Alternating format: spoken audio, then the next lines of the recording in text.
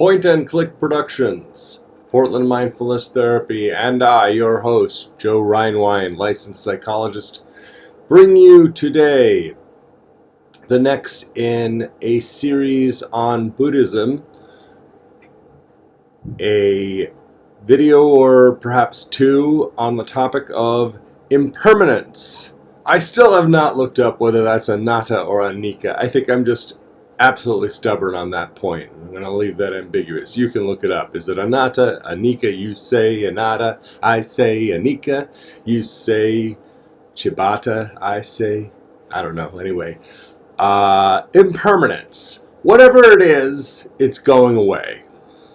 Whether it's good, bad, ugly, beautiful, you name it, it's just not here forever. Now, unlike what we started with, we kind of started with the hard stuff. We started with no self, either anatta or anicca, I don't know.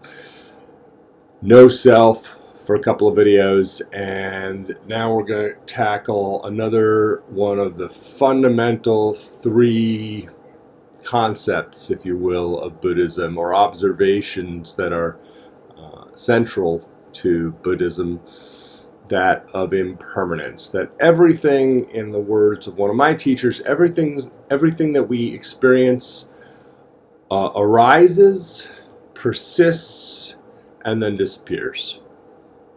Everything. I mean, you can take this agate. Oregon is nice in that we have many agates to find. They're not as pretty as Wisconsin agates. We don't have as many banded agates around here, but I won't go off on a rock hounding and mineralogy tangent. They're quite nice, and they take millions of years to form. And they're these nice translucent affairs that have some variegation to them, but they won't be here forever. As some people say, forever is a long time. In fact, too long for anything. Even the sun will burn out. Even the whole universe, they say, will end in time. The question is not whether it will end, but when. Well, I think we're measuring billions, maybe even trillions, I don't know, of years from now. But, and therefore, I should say, not but, we don't have to worry about it, you and I personally, nor our children, nor our children's children, nor our children's children's children, etc. But there are some things we do have to worry about. For instance, global climate change was not something that 100 years ago was really on the map as far as most anyone was concerned. The world was endless. The world was full of infinite resources. They seemed to be, for all intents and purposes, infinite. And we now know that unfortunately, fortunately or unfortunately, that they are not unlimited resources, nor can we take for granted the continuation of life on Earth as we know it without a little help from us, or at least without so much hindrance from us. And on the other hand, so there's the conventional liberal American take of, well, we got to take care of the planet, and, things are fragile. Let me offer you another take based on impermanence, just to illustrate this principle and to make things a little spicier than they'd be otherwise, while I take a swig of our national drink, or perhaps the drink of planet Earth, good old coffee. This is very impermanent. I am finishing it as I speak. So another take on global climate change is, okay, maybe we'll be here in 100 years, maybe we won't. Maybe we'll be here in 1,000 years, and maybe we won't. Everything arises, persists, and disappears.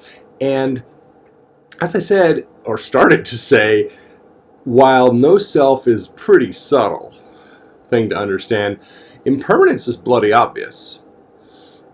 It's really hard to argue against, and every religious tradition discusses it. In fact, one might even talk about religion itself, or spirituality, if you like. I've never liked that word because I'm too much of a word maven, and spiritualism was a 19th century movement having to do with ghosts and seances and stuff. But nowadays, spirituality is what I might call religiosity, as opposed to adherence to religious dogma or rigid adherence to organized religion.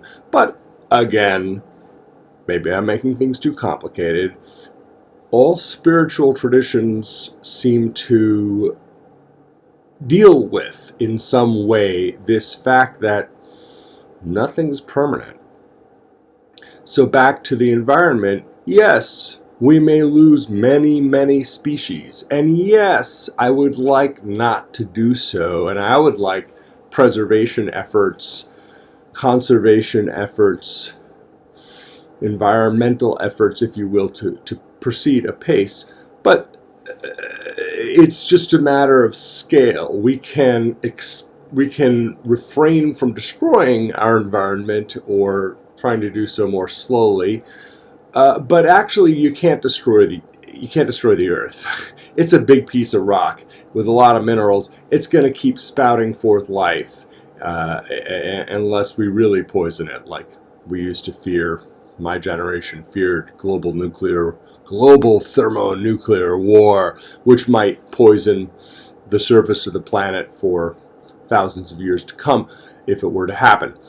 Interestingly, life is not only on the surface of the planet, though. There's even life deep in the ocean by the hydrothermal vents. There's even life down there. We can't touch that.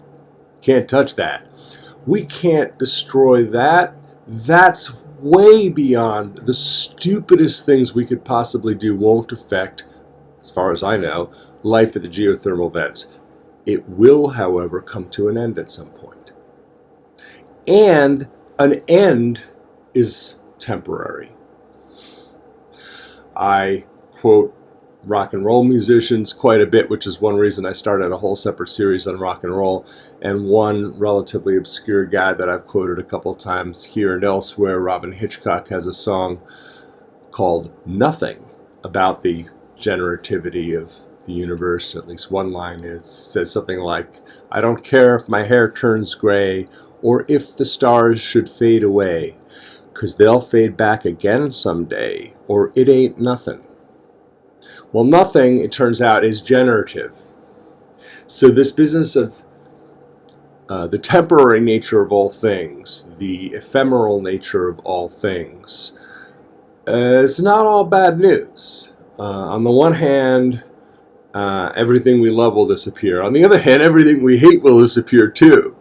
All of my problems will disappear. At the very least, presumably when I disappear, all of my problems will go with me, at least from the subjective standpoint, the self-centered standpoint from which we view the world.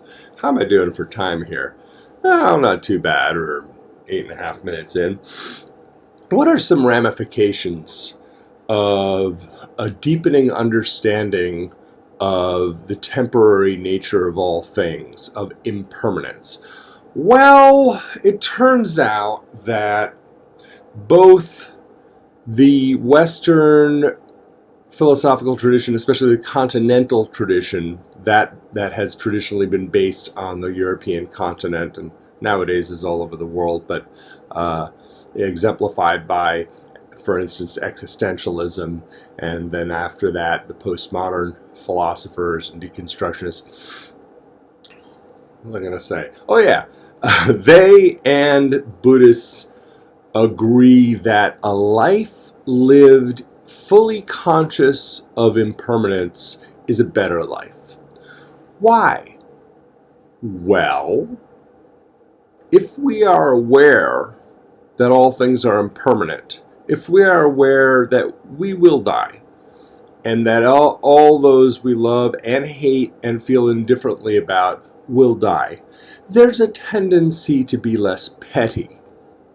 there is a tendency to be somewhat more understanding and compassionate. We all live in light of this truth. Whether we like it or not, whether we have a great story in our mind of how wonderful life's ending might be or not, we all live with this uncomfortable truth, or as Al Gore termed global warming, an inconvenient truth. Well, this is the inconvenient truth of inconvenient truths, which is that we don't have that much time. Here I am, 51, just in the time that you've been watching these videos or not. Those of you who have watched the ones from 2013 will note that my beard has gone gray, just as Robin Hitchcock's statement about his hair going gray. And indeed, his hair, since he wrote that song, went entirely gray. Thankfully, he's still around. Thankfully for his fans like me. So what impermanence tends to invite is clinging. A sort of unnecessary but very human tendency to, I like this thing, I'm going to cling to it as hard as I can.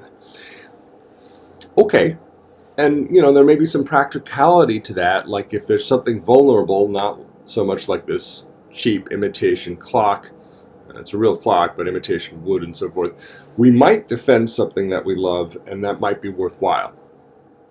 Usually, though, most of our clinging is kind of unnecessary and just introduces tension, anger, greed, anger, and ignorance, the three poisons. And maybe we'll do a video on that, the three poisons of Buddhism under various translation, greed, anger, and ignorance. Anger sometimes translated as hatred.